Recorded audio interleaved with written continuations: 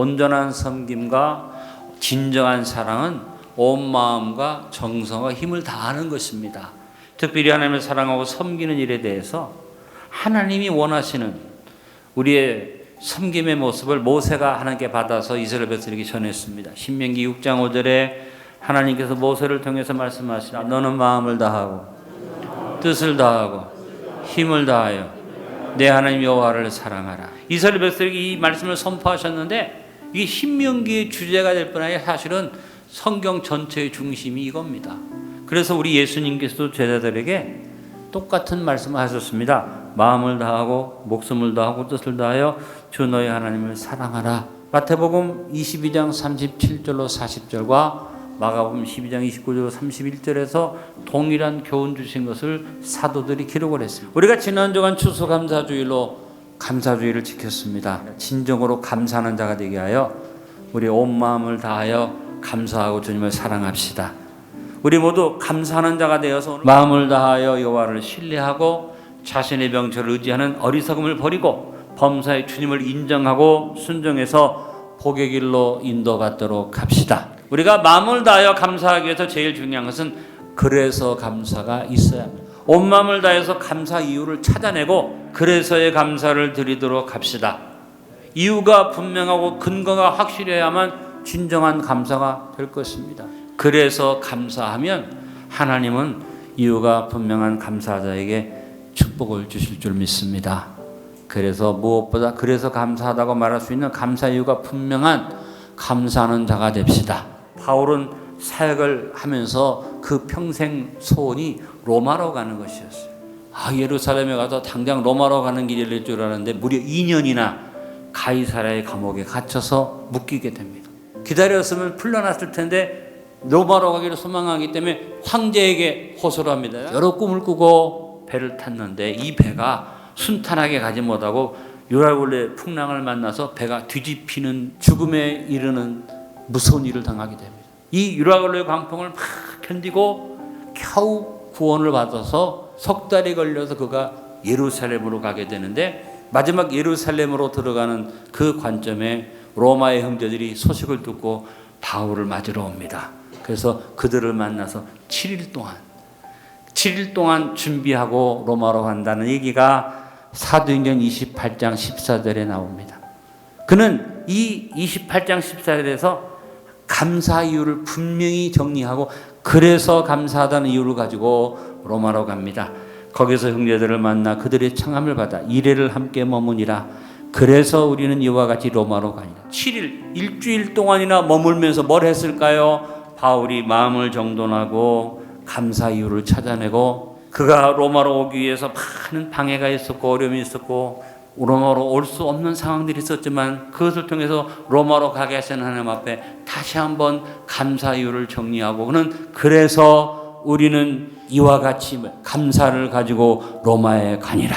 로마에 가서도 황제를 바로 만날 수 없으니까 감옥에 갇히는데 그 당시에 감옥이 가택연금이에요. 유대인들이 모여 사는 지역에 유대인인 바울이 셋집을 얻을 수 있도록 황제가 허락을 해서 그곳에서 무려 3년을 갇혀 있습니다. 그 속에서 바울은 일주일 동안 감사로 정리하고 그래서 로마로 가니라 한 그 마음이 그대로 이어져서 로마의 감옥 속에서 바울은 하나님 앞에 감사 이유를 찾아내고 감사하면서 그는 빌립보 교인들에게 편지할 때 말합니다. 3년의 연금 생활 속에서 감사 이유를 찾아서 빌립보서 1장 12절 19절에 바울이 말합니다.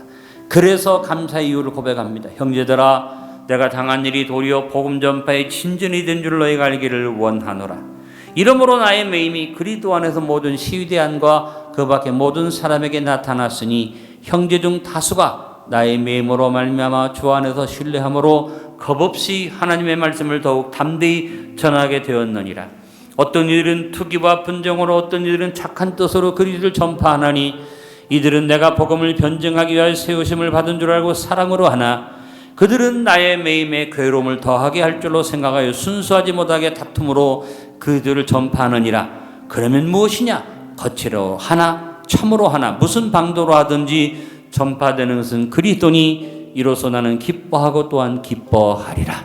우리 안디옥교 성도들의 삶 속에 바울과 같은 그래서의 고백이 풍성하기를 바랍니다. 범사의 감사율을 찾아내는 감사 발견가가 되시고 하나님 앞에 절대적 신뢰를 가진 믿음의 사람들이 되시길 바랍니다. 좋으신 하나님께 대한 신뢰와 믿음이 없는 사람은 감사 이유를 찾을 수가 없습니다. 삶을 살펴볼수록 불평거리가 나오고 원망거리가 나옵니다. 그러나 하나님을 신뢰하는 사람은 감사 이유가 더 분명해지기 시작하고 더 많이 나오기 시작합니다. 좋지 않은 일도 우리가 만납니다. 얽히는 일도 만납니다. 배신도 당합니다. 답답한 일도 당합니다. 그러나 살아계신 하나님을 바라보는 사람은 그 속에서 그래서 이유가 넘쳐나고 전천후 감사자가 되어질 줄로 믿습니다. 2020년 한 해 동안 모든 것을 감사드리면서 그냥 무조건 감사해가 아니라 그래서라는 이유를 찾아내고 무엇보다 하나님의 은혜와 사랑에 대한 신뢰를 가짐으로 하나님의 평강이 우리의 마음을 주장하게 하고 감사의 조건에서 감사를 해야 할 일에만 감사하는 것 아니라 일상의 생활 속에서 감사 이유를 찾아내는 감사하는 자가 됩시다. 여러분 하나님을 믿는다고 다 하나님을 신뢰합니까? 하나님을 믿는다고 하나님의 살아계심을 인정하고 하나님께 맡깁니까? 아니에요. 대표적인 예가 출애굽한 이스라엘 백성들입니다. 그들이 하나님을 신뢰하고 맡기지 않았기 때문에 조금만 어려우면 불평하고 원망합니다. 그래서 분명히 믿음이 있는 것 같으나 그 삶 속에서 쉽게 찾아내는 감사 이유만 찾아냈지 깊이 있는 감사가 없다 보니까 불평자가 되고 결국은 광야에서 죽었습니다. 추수감사주일이라는 이름 아래서만 감사하지 마시고 바울이 살펴본 것처럼 깊이 있게 감사 이유를 찾아내시고 전천후 감사자가 되시고 그래서 주님 앞에 믿음으로 섭시다. 바울은 감옥에 갇히는 그 속에서도 그래서 감사 이유를 찾아내어서 복음의 진보가 되는 이유를 쫙 설명하면서 자기를 위해서 기도하는 빌립보 교인들에게 감사하라고 했습니다. 우리도 어찌하든지 온 마음을 다해 그래서의 감사의 이유를 찾아 감사드림으로 그러니까의 감사의 응답을 간증하며 살도록 합시다. 감사는 야훼 하나님의 축복의 기본 명령입니다. 어찌하든지 온 마음을 다해서 그래서 감사, 그래도 감사, 그러나 감사, 그러므로 감사. 이 감사하는 자가 되어 마음을 다하여 여호와를 신뢰하고 자신의 명철을 의지하지 말고 범사의 주님을 인정하고 순종하여 우리의 길을 인도받도록 합시다.